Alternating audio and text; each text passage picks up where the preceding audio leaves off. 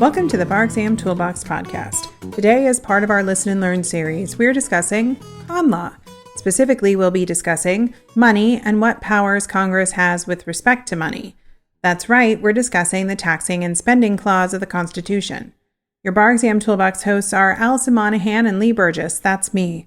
We're here to demystify the bar exam experience so you can study effectively, stay sane, and hopefully pass and move on with your life. We're the co-creators of the Law School Toolbox, the Bar Exam Toolbox, and the career-related website Career Dicta. Alison also runs the Girls Guide to Law School.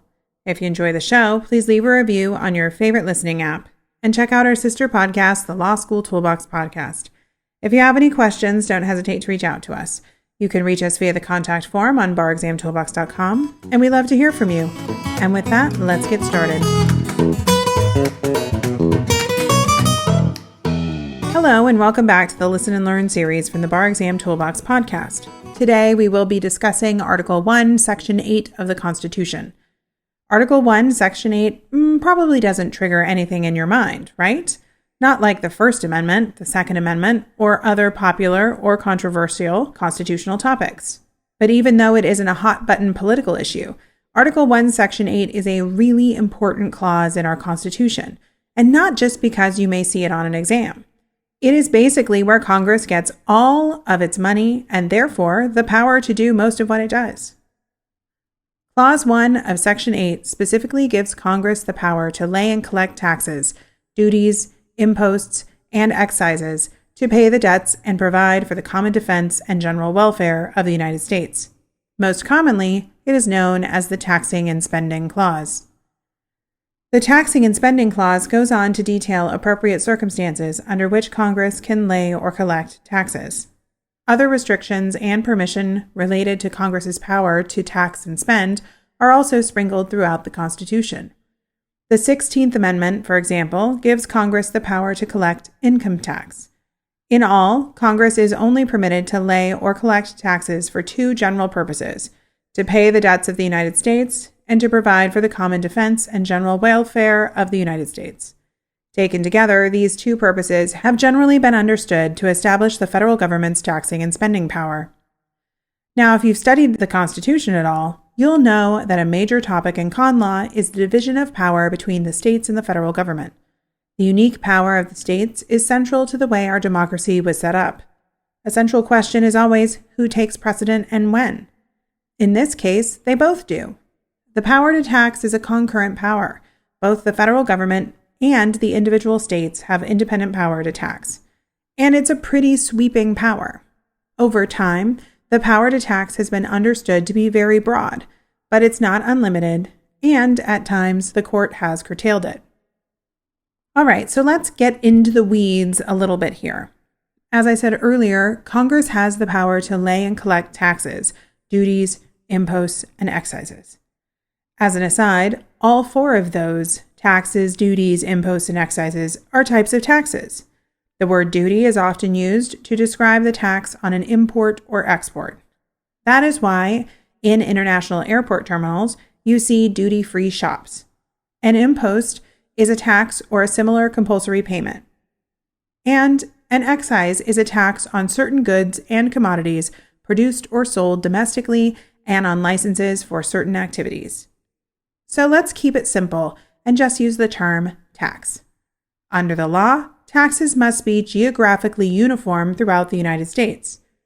While the federal government can tax different goods and services at different rates, it cannot tax goods, services, or people differently based on their location. And remember, the 16th Amendment gives Congress the power to collect taxes on income from any source. So while different states may have different or no tax rates, no matter where you live, your federal tax rate will be the same. So Congress can tax goods, imports, services, income. But what do they do with all that money? Can they spend it however they want? Well, the short answer is no. Remember the two major purposes I mentioned earlier? Congress has the power to spend for the common defense and general welfare. So as long as Congress can tie its spending to defense or general welfare, they can use the money however they want without running afoul of the Constitution. Another powerful tool Congress has related to its spending power is to attach restrictions to that spending. For example, Congress may allocate spending or money to a particular state, but require that the state follow certain conditions in order to receive that money. That way, Congress can control the actions of that state simply through the power of its purse. If the state doesn't comply, they don't get paid. So states are typically incentivized to comply. But there are restrictions on that power as well. The rule is this: Congress may attach restrictions or conditions on states receiving federal funds, but Congress must satisfy the following. 1. Spending must be for the general welfare. 2. The condition must be imposed unambiguously. 3. The condition must be related to the federal interest in national projects or programs. 4. The condition cannot induce unconstitutional activity. And 5. The condition cannot be so coercive as to turn pressure into compulsion. Put another way, Congress can only attach restrictions to their spending when they are spending in the general welfare. But if they are spending in the general welfare, they can attach conditions so long as they are obvious, related to the federal interest in that program, don't make the state act unconstitutionally, or be more a requirement than an option. Now, just a side note on that last requirement. The government can make incentives to follow their restrictions quite strong. Just because a state feels deeply incentivized to comply does not make it coercive. Look for real coercion. That is a choice that is not really a choice when analyzing this last factor. Since everything is more confusing in the abstract, let's dive into a hypothetical taken from the July 2009 California Bar Exam. In a recent statute, Congress authorized the United States Secretary of Transportation to do everything necessary and appropriate to ensure safe streets and highways. Subsequently, the Secretary issued the following regulations. Regulation A, which requires that every bus in commercial service be equipped with seatbelts for every seat. And Regulation B, which provides that states failing to implement adequate measures to ensure that bus seatbelts are actually used will forfeit 10% of previously appropriated federal funds that assist states with highway construction. The State Highway Department, a state agency, is considering challenging the validity of Regulation B under the United States Constitution. What constitutional challenge may the State Highway Department bring against Regulation B, and is it likely to succeed? Well, what do you think? Does Congress have the right to restrict states withholding 10% of appropriated highway construction funds if they do not implement adequate seatbelt measures? Well, let's start broad and go narrow from there. First, what rule are we applying here? Is this contemplated under Congress's power to tax or to spend? Think about it this way. Are they getting money or withholding spent money? If you said withholding spent money, you're right. Congress isn't trying to get any money from the states or state agencies. They are giving money to them. They're spending. Remember, Congress has the power to spend for the common defense and provide for the general welfare. Again, this essentially allows Congress to spend money for any purpose which is related to the general welfare of the United States. Of particular importance under the spending clause, Congress may attach restriction to congressional grants of money to require states to act in a certain way. Thus, although Congress may not have power to regulate a certain activity, it can require states to regulate as a condition of receipt of federal funds. In this case, Congress cannot constitutionally require states to legislate on the subject of seatbelts on buses. However, under the spending clause, it can incentivize states to so regulate by conditioning the receipt of federal funds on enacting what Congress considers to be proper seatbelt measures. In this case, the regulation requires states to implement adequate measures to ensure that bus seatbelts are actually used by conditioning 10% of the previously appropriated federal funds that assist states with highway construction on the implementation of such measures. Under Congress's conditional spending power, this condition placed on the funds is appropriate so long as 1. The spending is for the general welfare. 2. The condition is imposed unambiguously.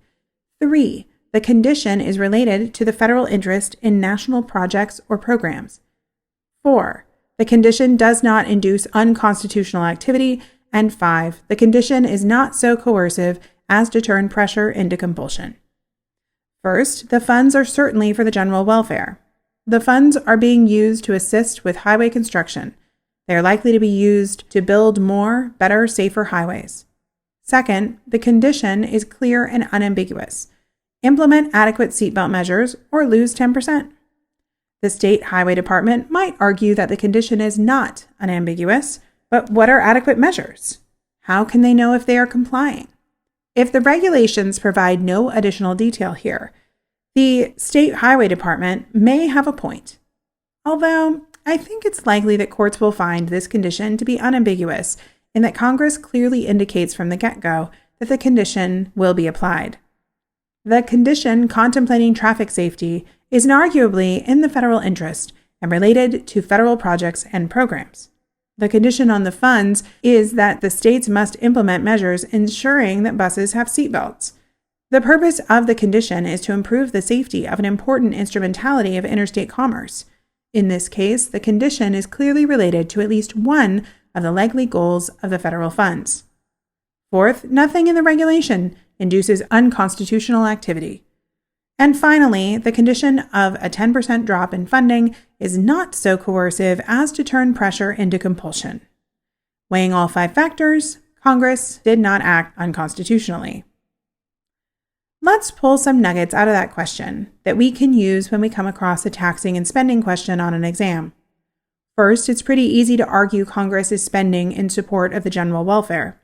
Second, if that is true, Congress is going to have quite a lot of leeway to incentivize states to go along with their plan. Even if Congress cannot legislate or regulate around state seatbelt laws, they can use their spending powers to convince the states to do what they want. See why this clause is so important? Before we wrap up, let's look at one more hypo. To protect the nation against terrorism, Congress passed a law authorizing the Secretary of Homeland Security to issue national security requests, which would require businesses to produce detailed personal and financial records of their customers to the Federal Bureau of Investigation without a warrant. In order to comply with national security requests, businesses must purchase an expensive HR software that mines, tracks, and sends information. In its bill, Congress has agreed to allocate money to each state to purchase that software and distribute it to companies headquartered in its state. If states choose not to participate, they will face a 70% reduction of their previously allocated federal funds for the safe operation of their airports, train stations, and other sensitive travel hubs. This will cost Congress around $2 billion. To pay for the software, Congress has issued a tax on personal financial software at a rate of 25%. Individuals in border states who already bear a greater financial burden through their compliance with DHS activities only have to pay 10%. What constitutional challenges under the taxing and spending clause might be brought against the National Security Requests Program?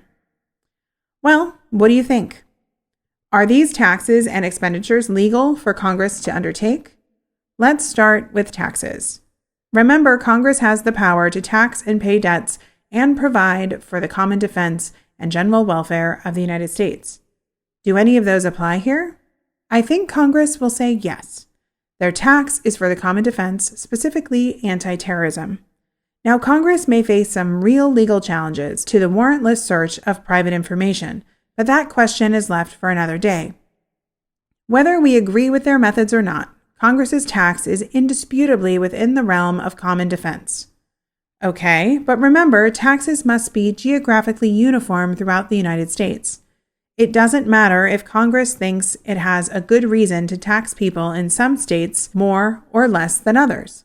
They cannot make that call, so citizens of non-border states have a good case against the unequal share of taxes they must pay. Now, what about the spending portion of this scheme? Can Congress use the power of the purse to buy software for companies participating in this program? Well, again, Congress has the right to spend for common defense, so they're likely good there. If they can convince a judge the software supports the common defense. But can they impose such steep restrictions on states who choose not to comply? I think Congress is going to have an uphill battle on this one. First, they cannot rely on the common defense link here. They are going to have to convince a judge that their spending is for the general welfare. While counterterrorism may be in the general welfare, snooping on everyone's private data without a warrant is likely not. I think a good challenge could be raised here. I don't think there is any argument the condition is unambiguous, so Congress is okay there. The condition, too, depends on whether a judge finds the software to be related to a legitimate federal interest or national program.